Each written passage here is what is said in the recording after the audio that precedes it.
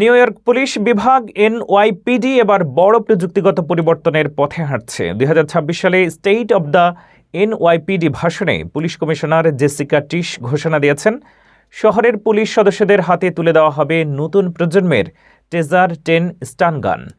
নতুন টেজার সংযোজনের মাধ্যমে এনওয়াইপিডি স্পষ্ট করছে যে তারা ঝুঁকিপূর্ণ পরিস্থিতি মোকাবেলায় আরও কার্যকর ও মানবিক পদ্ধতির দিকে এগুতে চায়। প্রযুক্তির এই পরিবর্তন বাস্তবে কতটা সহায়ক হবে এবং প্রাণহানি কমাতে কতটা ভূমিকা রাখবে সেটি এখন সবার নজরে। নিউ ইয়র্ক পুলিশ বিভাগ এনওয়াইপিডি এবার প্রযুক্তিগত বড় পরিবর্তনের পথে হাঁটছে।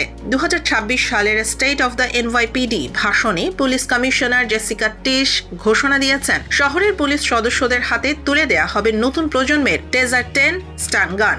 আগে টেজার 7 এর রেঞ্জ ছিল মাত্র 12 ফুট, কিন্তু নতুন টেজার 10 কার্যকর হবে প্রায় 45 ফুট দূরত্ব পর্যন্ত। এতে রয়েছে 10টি প্রোব, যা লক্ষ্য ভেদে বেশি নির্ভুলতা দেবে। এছাড়া এর ভোল্টেজ ক্ষমতা কমিয়ে আনা হয়েছে 1000 ভোল্টে, যেখানে আগের মডেল ছিল সর্বোচ্চ 50,000 ভোল্ট।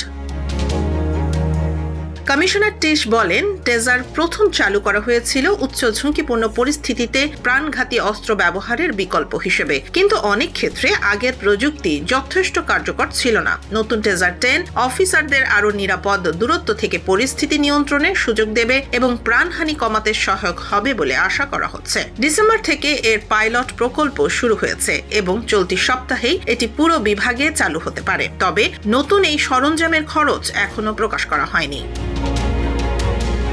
শুধু টেজার নয়, এনওয়াইপিডি তাদের প্রশাসনিক ব্যবস্থাতেও বড় পরিবর্তন আনছে। 311 সিস্টেমকে আরও কার্যকর ও জবাবদিহিমূলক করতে চালু হচ্ছে নতুন ডিজিটাল ডিসপ্যাচ ব্যবস্থা। পাশাপাশি 1845 সাল থেকে চলে আসা হাতে লেখা লগ বুকের পরিবর্তে আসছে ডিজিটাল কমান্ড লক। কমিশনারের ভাষায়, এখন সময় আরও স্মার্টভাবে কাজ করার।